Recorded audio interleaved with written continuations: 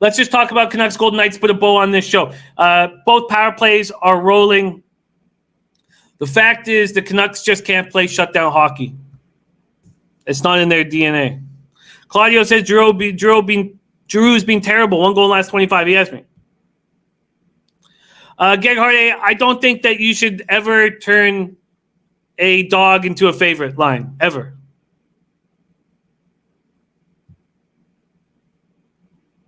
That's a great idea, Michael Irvelina. Andy McKinnon says, Jimmy, we're getting plus 220 on Islanders in the elimination game. What do you mean plus 220? Oh, you mean minus 1.5. Look, I get it, Andrew. I get it. Look, there's things that get in the way of your capping. And for me, no, it's all good, Andrew. No, I get. Oh, JL, that means when you have a dog like the Canucks, you have this Canucks squad at plus 195, and instead you take them plus 1.5 and turn them into a minus 125 bet. I've never done that, and I will never, ever do that. You take the risk for the dog. The problem here is in the third period, the Golden Knights turn it on, and the Canucks aren't capable of fighting back defensively. The only way the Canucks are able to get you is with Pettersson on a power play, with Horvat winning faceoffs. They simply aren't able to grind you down when they have a lead, and the team has to be able to do that. Strategic investments, I'll put that note here, and I will send it to you as soon as the show ends. I'll DM it to you on Twitter.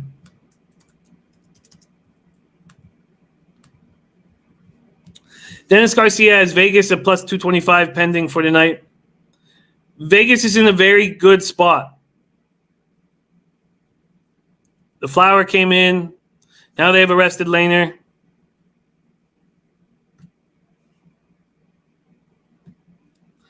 Birdie says, we'll say on the Canucks game, all the money on Vegas and that line is still moving towards the Knights. So I've made one bet on the Canucks in this series, and it was game 2.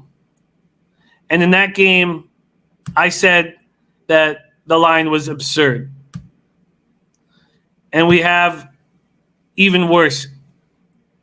It's plus 195 for the Canucks, minus 235 for the Knights. The issue was, and Dennis says Markstrom looked tired. The issue was in game 2, I was sitting here saying, Markstrom can steal you a game. And I can't say that anymore.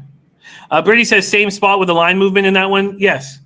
But I can't say that anymore. I can't sit here and say, oh, Markstrom will steal us a game, because he does not look as good as I was hoping he would look. He has an .894 save percentage, a 3.75 goals against average in the series. The Canucks went 2-5 on the power play in game 4 and couldn't win. And if you scored 2 power play goals, you should win that hockey game. Cuban Connect in the house, great to see you. Shea Theodore has been excellent. I take a lot of shots at this Vegas defense, but I thought it was a one-man show with Nate Schmidt for a long time, but Theodore has been great.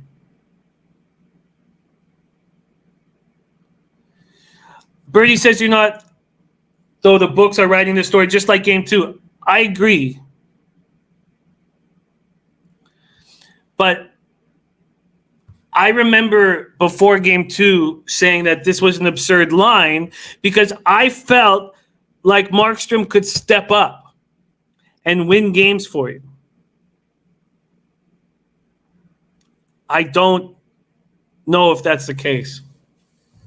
And if Markstrom loses this game, he's not going to come back and play for the Canucks because I think it's a mistake to pay your goalie $6 million plus, and that's probably what he's looking for.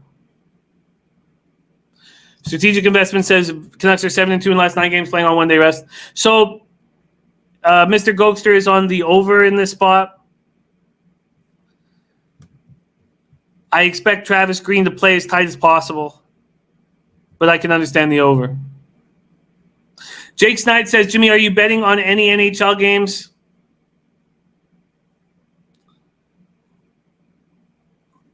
I tell you, Jake, it's imperative that I win.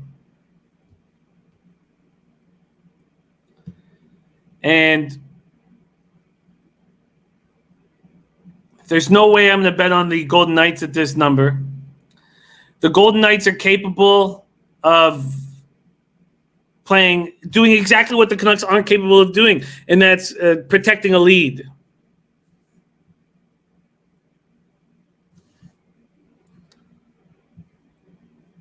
And I can't trust Markstrom right now. And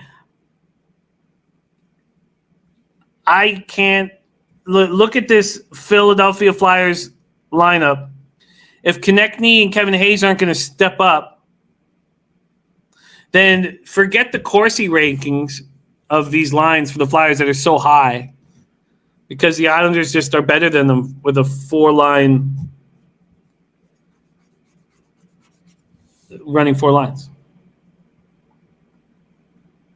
Jake Snide says, I feel like Carter Hart might step up after the break. Yeah, I do too. Okay, I'll tell you this. There's 2 games on deck right now, and I don't have a play on either. But I'd be closer to taking the Flyers than I would the Canucks. And the last thing I want is on an elimination game when I don't trust Markstrom anymore to have money on the Canucks, or even to have money on the over, because the Knights can just shut down the Canucks, and that's what they've proven, and we can't do the opposite. So if this line for the Flyers gets bigger than, if I get more than plus 110, I might make a move on the Flyers, and I'll tweet it out. But I can't trust Markstrom. And if I can't trust Markstrom, I'm not going to make a $200 bet on the Canucks and just despise myself.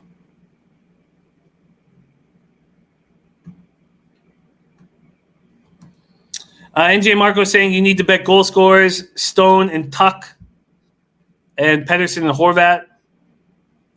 Human Connect, Islanders all in and under 6 in Vegas.